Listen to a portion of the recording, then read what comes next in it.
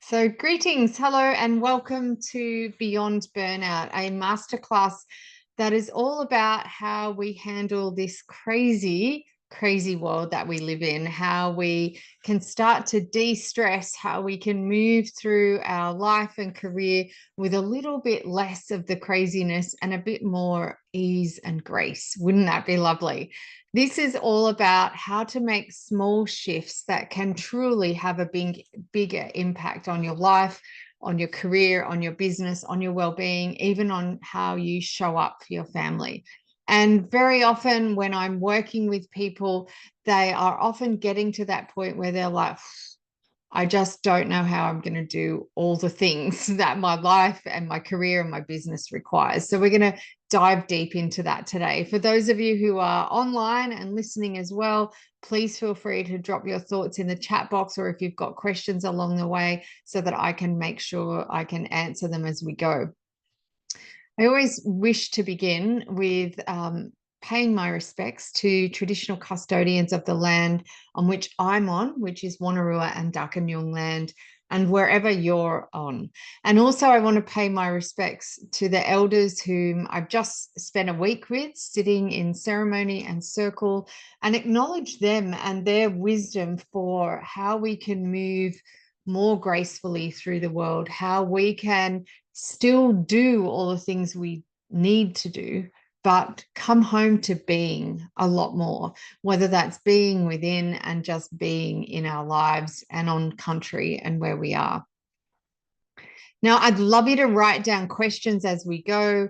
I have a little reward for question askers at the end. So please feel free to write down your questions as we go. And as I said, you can pop them in the chat box along the way as well.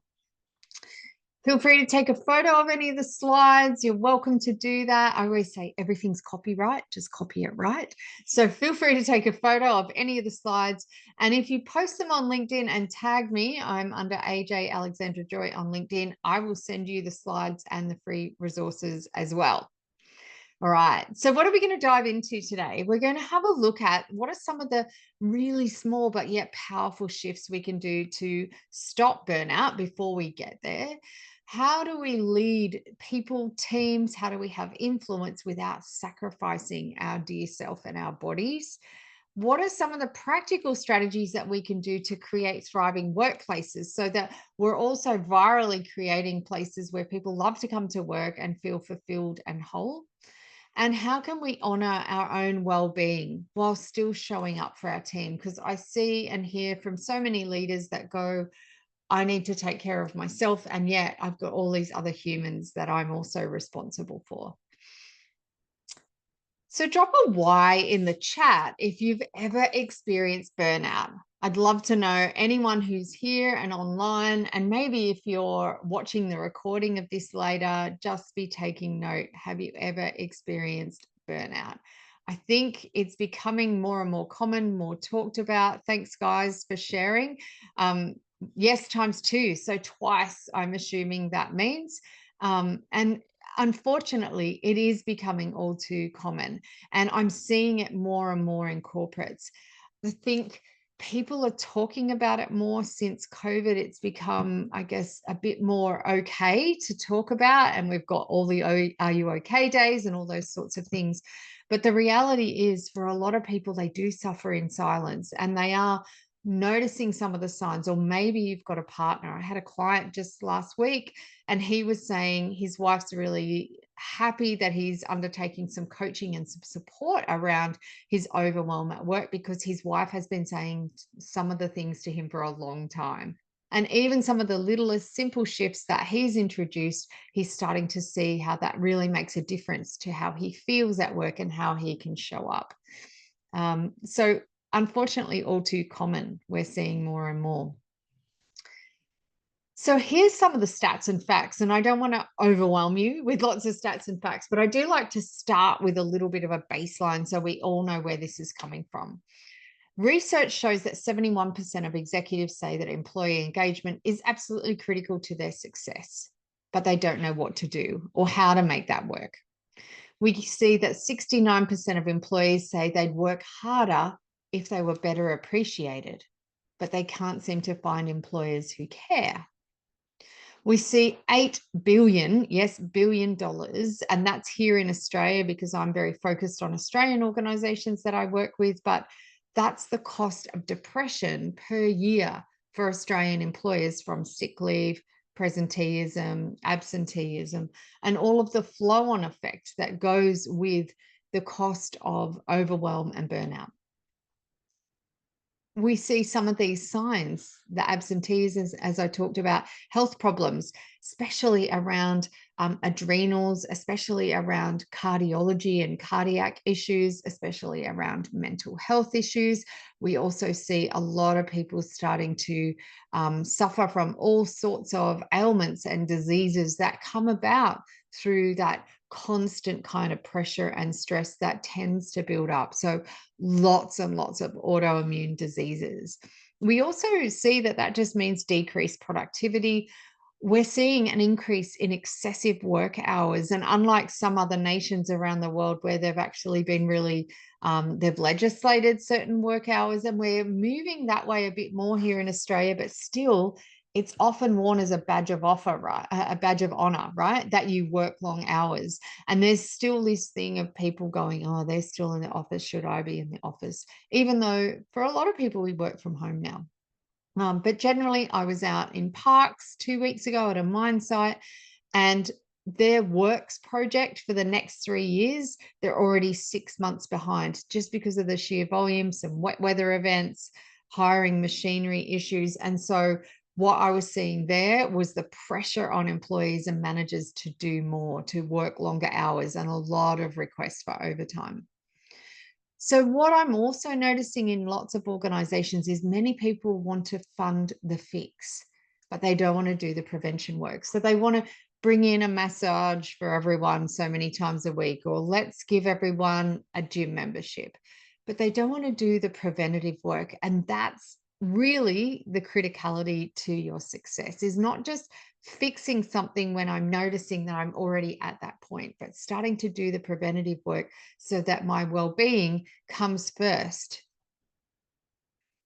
And in a study of 614 HR leaders, and I'll let you read that, but 95% of those HR leaders admitted that burnout is a crisis among employees, and that it's often the reason why people leave their jobs. And those HR people are saying, hands up in the air, we don't know how to solve this crisis. So there's a lot of mystery around this stuff, and yet it's really quite practical when we come down to it. So we see that 81% of Australian workforces are struggling with stress, which is higher than the global figure. And again, as I'm saying, it seems that Aussies are still working longer hours. And reality is that employees actually don't always declare that they're getting near burnout. You might hear people say, oh, there's a lot on, oh, the workload's too much, and those sorts of things. But we're not hearing lots of individuals say, I am getting to crisis point. I am in complete overwhelm. I'm starting to shut down. I'm in burnout. We don't hear that until it's too late and they've had to go to the doctor. And it's a bit like these chimpanzees I'd love to share with you, and two monkeys, and what you just observe is going on in workplaces. So I'll show you this short clip.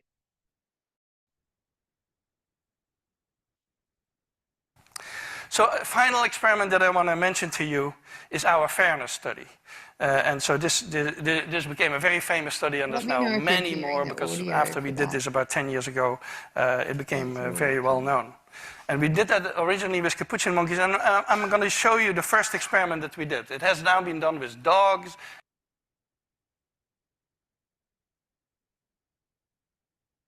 Thanks, Adrian.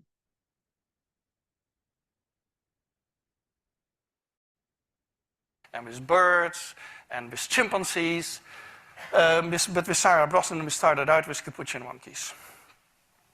So what we did is we put two capuchin monkeys side by side. Again, these animals, they live in a group. They know each other. We take them out of the group, put them in a test chamber. And there's a very simple task that they need to do.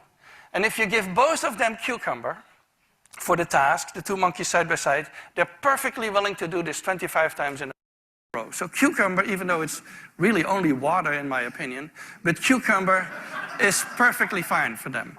Now, if you give the partner grapes, the food preferences of my capuchin monkeys correspond exactly with the prices in the supermarket.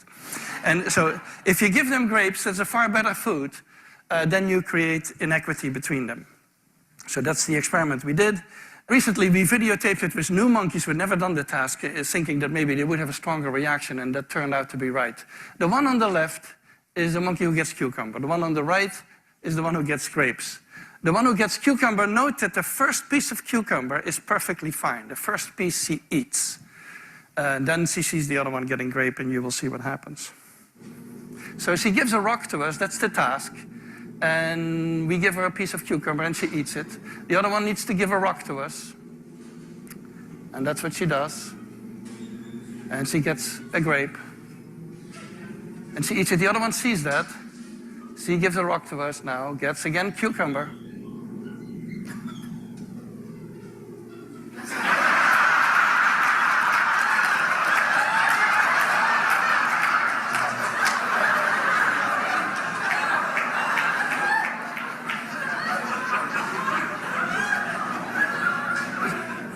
She tests the rock now against the wall. She needs to give it to us. And she gets cucumber again.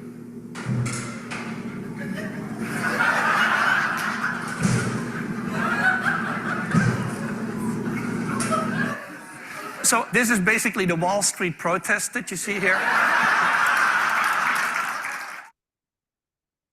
So interestingly, you know, drop a Y in the chat if you've ever ignored the signs of burnout. Are you someone who's just, you know, taking, or are you starting to protest and say, okay, enough, you know, I want the grapes, I want some life work balance, I'm sick of the cucumber, right? Yeah. So hearing that you're in that point, and quite often we are the frog in the boiling water, as they say. We're starting to see signs of cracks showing, and we often think, I'll just push through, I'll be okay, especially if we've been rewarded in the past for being A-type personalities, someone who gets stuff done, someone who's all over, an overachiever. And so quite often we rely on that ability to just keep going, keep pushing through, but the cracks start to run deep. And we really don't want to be ignoring those. So this was me. I did it too. This was me in 2015. So I was much younger then. But also I, as you can see, possibly had a lot of inflammation going on in my whole body, in my spirit, in everything. I was experiencing adrenal fatigue, Hashimoto's, high cholesterol, pre-diabetes. I was stressed. And I was sick and tired, despite the fact that if you'd asked me how I was, I would have told you I was fine. I was running my own business and I was trying to be everything to everyone, do everything, be on all the committees, show up, you know, do volunteer work for charities. I was absolutely trying to be it all. And so you can even see here my fake smile, and then I'm pretending not to be tired as I'm presenting to something. And like that frog in the slowly boiling water, I probably would have told you I was okay. I was still exercising. I was still eating well, or I would have told you, although I was addicted to Diet Cokes at that stage and phase, but otherwise my diet was pretty healthy. And I exercised. What I didn't know was all sorts of ways that I was exercising even and doing things was also pushing my adrenals further. So moving me towards even more burnout rather than starting to recalibrate. And so I really want to help you think about how could I face the reality and go beyond burnout, actually move beyond that, not even have to go through that phase by just making tiny little tweaks. And so really think about, that was me a decade ago. And when I think about now, you know, I've got gray hair, you know, in the next decade, I'll move into my 60s. And so I really want to think about how can I live in a really vital, healthy way where I get to contribute my gifts, where I get to be a steward for other people and help other people, but in a way that's also wholesome and healthy for me, where I get to experience joie de vivre, as they call it. So think about your next 10 years. Will it be this or this? Will it be this or this? Will it be this or this? This or this? This or this? Where do you see yourself, right? In community or in the commute? Where do you want to be? And what I know for sure from working with over 20,000 leaders now, and as well as my own experience, is that only rats win the rat race. We need to learn, how do we function in our modern business, corporate, Western world and still remain human and connected to ourselves. What I find often is that people are completely addicted to adrenaline and don't even realize they've got there. Maybe you can relate. There's a great handout, and I'll give you a little QR code at the end that if you'd love to get any of these resources and handouts, I will send them to you. But I have a great 2-pager specifically on the adrenaline addiction and just some of the solutions and also some of the triggers and signs that we start to see. Am I living on adrenaline? One of them for me exactly was this: arriving exactly on time or late. That was me all of the time. I have colleagues and friends who I know also do that, right? Having unresolved matters in life, just having stuff that kind of then your brain is holding on to. It's like having all of those tabs open on the computer that, I've got to get to this and I've got to get to that, and I haven't completed this. So maybe you can relate to some of those as well. Maybe you can relate to over-promising, right? So thinking about, you're always like, yeah, I can do that, and I can be at that meeting, and I'll come to that retreat, and I will do that thing, and I'll be there on the weekend and help you move house, and I'll write that report by Friday, when really you only have 2 hands, 1 head, and a limited amount of time. And so maybe you're also over-promising and over-committing in what you can genuinely achieve. So what I discovered, and I discovered this recently, and really it came through and I thought about it because my house got struck by lightning out here in the valley, and I've lost all of my electrical appliances and everything went on the fritz. Lost my power and my solar for 5 days. And so that bolt of lightning was so sharp and so quick that everything just went wow out. So it was really clear, Houston, we've got a problem. Burnout, on the other hand, doesn't hit like that. It creeps in, and it's just little by little, degree by degree. It's slowly loosening the belt notch one. It's noticing my face is getting a bit puffier in the mirror. Maybe it's noticing I'm snapping at my kids a bit more, or my staff are really getting on my goat. Maybe it's like Groundhog Day, where every year at work you're like, oh, I've seen this pattern and theme every year and I'm tired and over it. So what are some of the signs that you first notice before you reach burnout? I've just shared a few there, but I'd love to know if anyone else has got signs that they're like, ooh, I noticed this, or this is a trigger warning for me to go, I might be getting near that place. I'd love you to share, maybe pop in the chat box if you've got any signs that start to tell you, I'm starting to get worn out. I know for the client I was talking about last week, with his wife saying she's grateful he's doing some things, his was he started to increase his alcohol intake. So he was generally having 1 beer a night, but he started to notice he was having 2, 3, 4. There you go. Same thing for someone there watching, reaching for more alcohol, canceling plans with friends. Yeah, actually going, I don't have the energy for my friendships, right? That's a real noticeable thing. I've also noticed some people starting to go, I had a hobby of whatever it was, and I haven't picked that up for years, or looking at my push bike in my garage and going, it's sitting there dusty and it's getting rusty because I just haven't touched it in ages.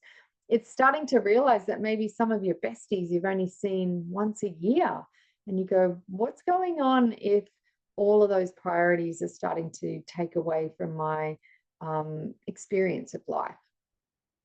So we start to see that most of us don't even realize that we're in it until we're running on empty. And this was me, absolutely. It wasn't until I had some health checks done because I had a couple of niggly things that I'd been pushing away, ignoring. And suddenly they were like, we don't even know how you're standing up, as in you should be flatlined. We don't know how you're existing right now. And so I had to go on a process. I studied yoga and yoga therapy over several years. I started to slow down. That included chewing my food slower because everything I did was fast, right? Eat fast, talk fast, walk fast, blah, blah, blah, blah. And so I had to learn to calm my farm and make some tiny little shifts to go easier on my nervous system. I had to let go of the need to reply to every email before I went to bed. And what I had noticed is I'd reply to email and then someone else would reply and then they'd reply back. And so it went on until it was 10, 11 o'clock at night, and I'm still responding to those things. So I had to start to recalibrate and take a breath and notice what's best for my body. I spent 3 years in recovery, really. It took that long to really reheal my gut lining, heal my adrenals and my nervous system, not be so agitated and addicted to that adrenaline and looking for the next high. And during that time, I discovered the Blue Zones. I actually interviewed Dan Buettner from Blue Zones and found examples of people who live well and healthy after 40. In fact, the Blue Zone studies people who have lived over 100. So it has the highest populations of centenarians in the world that live over 100 and live well, aren't just sitting in a nursing home incapacitated, but are actually still in their homes, still walking to the market. Some of them were drinking a glass of red wine a day. A lot of them were still really active, doing things with their kids and had purpose in their community. And so that's why I developed the 10-degree shift model. And it's why I teach people how to make a shift, because what I found is it stops people and burnout in its tracks just by starting to reset our nervous system. The 10-degree shift itself and the program that stemmed from that has a really simple roadmap of 10 shifts that you can take and make over a 10-week period. I found some people sometimes do 2 or 3 shifts. That's enough for them at any one time. And then they come back a year later and do it again and take on the next things as they recalibrate. And that's one of our best ways to recover, is to not think I'm going to go whoosh straight back up, but to recalibrate, get a new set point, try something new, get a new set point, a little bit further, a new set point. So that gradual shifting process. So together, let's make a shift. And I'm going to give you a really simple way to remember the shift and an acronym that can help you today if you're starting to experience any of these symptoms. And feel free to share it with friends and family too. So I really like it to be something that's visceral, so it's memorable. So the first letter in shift is S, and that is to stop. So I always use my right hand and go stop. The next shift is to then hold. So we stop and then we hold. Feel free to follow the bouncing ball wherever you are watching and listening, unless you're driving. Next, we use our left hand and we notice our gut and we feel and intuit. So we intuit, what is my gut telling me?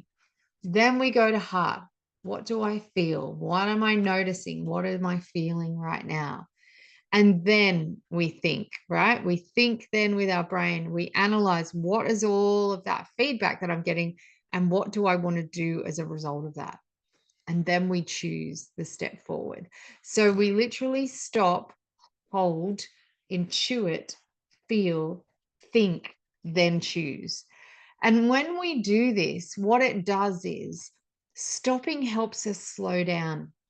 And often we need to slow down to speed up. So we need to stop and put on the brakes and calibrate. Where am I at right now? What's going on? What have I noticed? And this might be because you're noticing a heart rate go up. You might have noticed that I'm feeling angry. Maybe you've noticed my frustration is there. Maybe you've noticed I am kicking my computer because it's not doing what I want. Maybe you just noticed that I'm missing things. I've just missed an appointment because I was overwhelmed. So we want to stop first. And that is a pattern interrupt, to stop the treadmill or the thing that you're on, to stop the overthinking that you might be on. And then we want to hold. And holding is all about stressing less.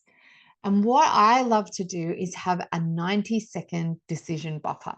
Now, why 90 seconds? Because research shows that biochemically, when something's going on for us, I'm frustrated, I'm overwhelmed, I'm like, I just got off a phone call and I don't know what to do, right? When all that's going on and we have a chemical storm happening in our body, it only takes 90 seconds of some nice, calm breathing to clear all of that biochemistry out of our body. So 90 seconds and we can be recalibrated. So I always say we want to stop and then hold for 90 seconds. Hold while we breathe so that we can clear our nervous system, and it gives us a buffer, because what we're able to do then is start to think clearly, right? So it's about nervous system regulation. It's been flooded with chemicals, and the hold allows you to clear that chemicals out so that you regulate your nervous system. When I go into workplaces and I see dysfunctional teams or teams that are having a lot of conflict or toxic environments, usually it's because the people within that are not able to regulate their nervous systems. And so you've got lots of tense people bumping into each other. Nervous system regulation should be something that we're taught at school. Then we intuit. We listen to our second brain, our gut.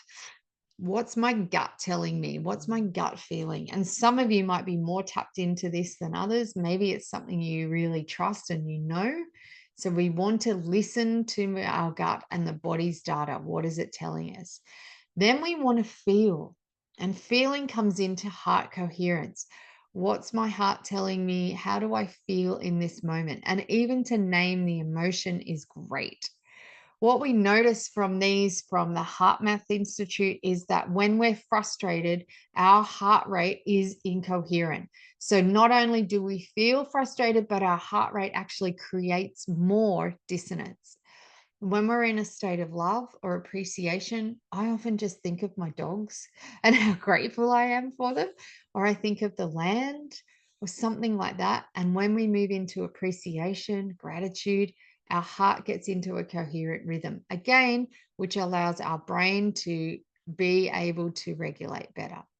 So let your emotions be your guide, not your override. Instead of going with a feeling, instead of noticing the frustration or snapping at someone or even crying and getting teary, which it's okay to express, but instead notice and go, oh, what's my beautiful body feeling right now?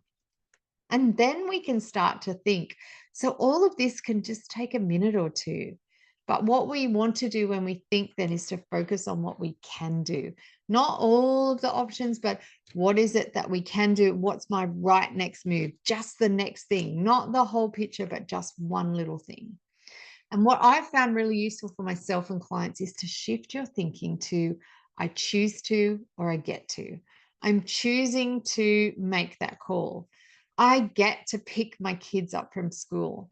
I get to serve my clients better. I'm choosing not to do that meeting today, but instead to take an hour for self-care. I'm choosing to go and see my psychologist or have a walk in the park at lunchtime, right? Really shift your thinking into the choices that you're making. And so just to repeat, this is really key to being able to pause when we're getting near that burnout overwhelm and to stop it in its tracks. We want to stop, right? Hold, intuit, feel, then think, and then we can move. So it's super, super simple. Now, recently I was talking to an amazing, amazing neuroscientist. Her name's Dr. Ashley Morland, and she shared this little exercise with me, which is just imagine for a moment that you're walking down a path, right? And you're going to visit your favorite beach. Maybe you've got a favorite beach. Maybe that's somewhere exotic in the world, or maybe it's your local. I know for me, it used to be just going down to Merriweather Beach. I loved that, and going for a boardwalk walk. And so imagine you're going down to walk along the favorite beach and you're listening to the birds and the sun, and there's a breeze, and maybe you can even smell the ocean. And then you see this sign, right? So you see this sign that snakes are in the area. What do you think your brain is going to focus on now? Right? It's going to look for snakes. It's going to be, oh, careful, right? It's going to be on hypervigilant. There were snakes around here. Where will I see them? Every little bit, like a leaf blows past, and you're like, is that a snake? Right?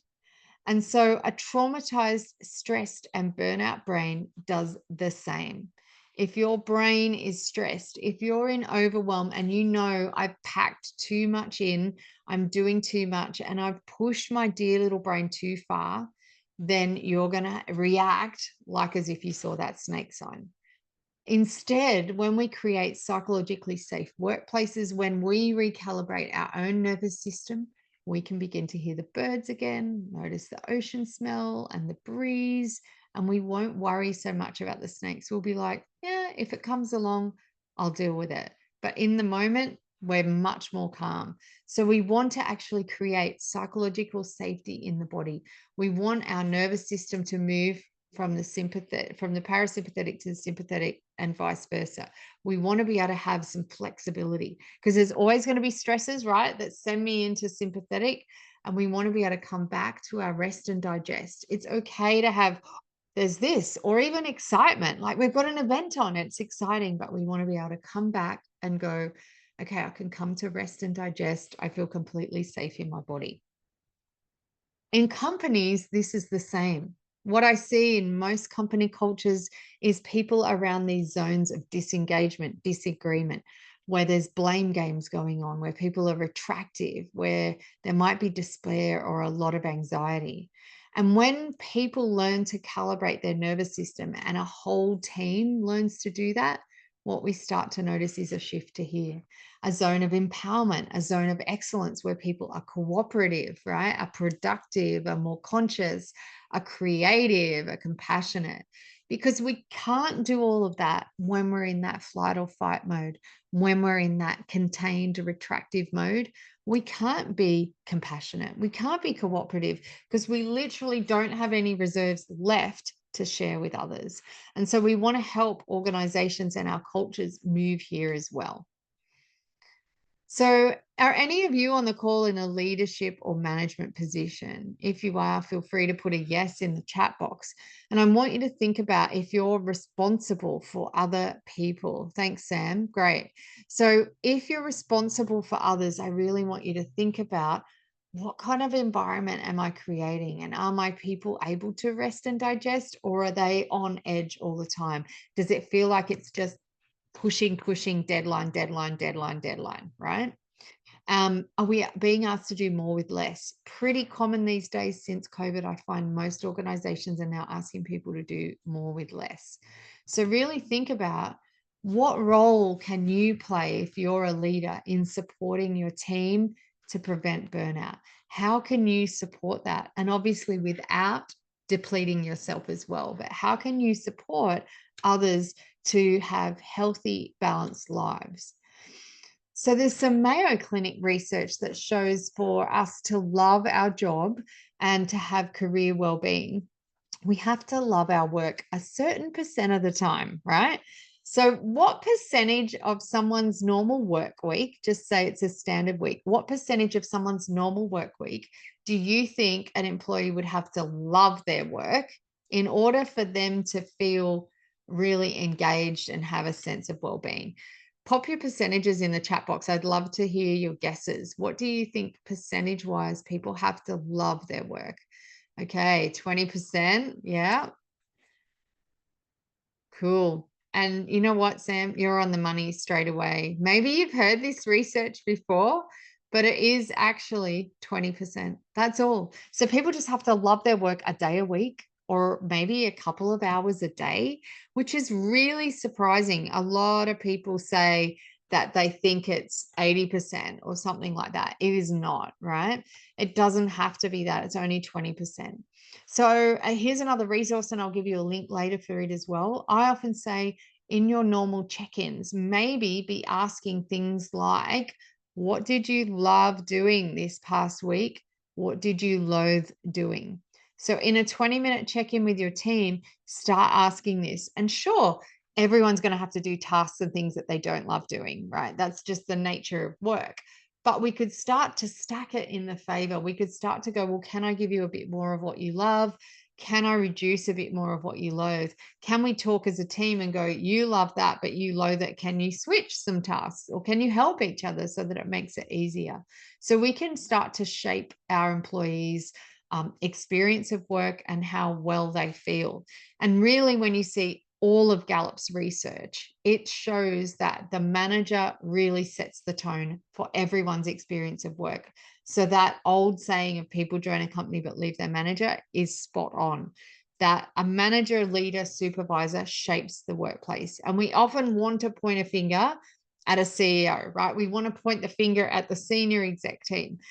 But the reality is, it's the line manager, it's the supervisor, it's the one we have the most contact with on a daily basis that really shapes how engaged we are at work.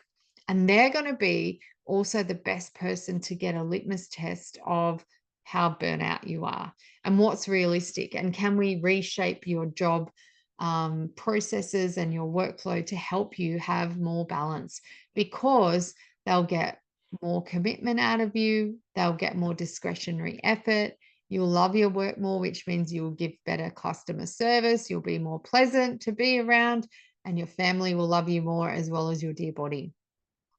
So we really want to be asking questions like this and seeing how people are going, not just talking about their work projects. So it comes down to just start with you. Want you to think about writing down on a piece of paper or something you might have in front of you, or a note in your phone. Imagine today is, and put in the date a year from now, and write, and I am. And I want you to write, how are you feeling? A year from now, how are you feeling? So today is the 1st of May, 2026, and I am feeling satisfied, content, and fulfilled. Something like that, right? Whatever it is for you. And then what evidence would show you that? I know this because I look around and my team is smiling. I notice that I work maybe a 4-day week now. Other evidence might be I'm getting plenty of one-on-one time with my loved ones. Other evidence might be I'm achieving and ticking off the things that I wanted to achieve in the year, but without sacrifice. I'm noticing that my mood is more positive. I'm waking up with more energy. I'm feeling the best I've ever felt. Whatever your evidence is, just write yourself a little vision of what you'd like the next year to be like. And the power of this is that once we write it down, we can make it happen. So looking at all of that, you can start to go, so what does that mean I need to do? Maybe it's drink more water. Maybe it's be more mindful of my calendar. Maybe it's knock off at a set time every day. Perhaps it's shorten all my meetings. So instead of just all having hour-long meetings, could we make them 30 minutes? Could we reduce some of the burden of the paperwork that we have? Now, I'd love to open up to questions after this. So I just want to share that if you grab your phone, I'll pop on the screen a QR code. And if you're wanting any of the free resources, that's the QR code to scan. And just drop me a note in LinkedIn with the scan. It'll just take you to my page. Drop me a message and say, I'd love the free resources from the Burnout talk today. And I'm happy to shoot them your way, as well as the presentation if you wish. And just to let you know, we have another round of the 10-degree shift starting in June. So if you'd like more info about that, also just drop me a message. And as a special offer for being on this call, I will also give you a 30% off deal, but you have to message me to get the code for that. And the 10-degree shift goes over 12 weeks. So it has an intro and an outro week, but it's 10 shifts over 10 weeks. And we do that as a community. It's a completely online program. We have amazing coaches who support the program, as well as myself. And what we've seen is people do things like completely change their health and well-being. People who have reduced their overwhelm completely, who feel more relaxed and content. We've had people lose 5-10 kilos. we've had people who just go, I'm a better human now. I'm a nicer manager and leader. So would love to share more about that if you're interested. Going to stop the recording there and just invite, if anyone watching wants to have a chat or has questions, please jump right in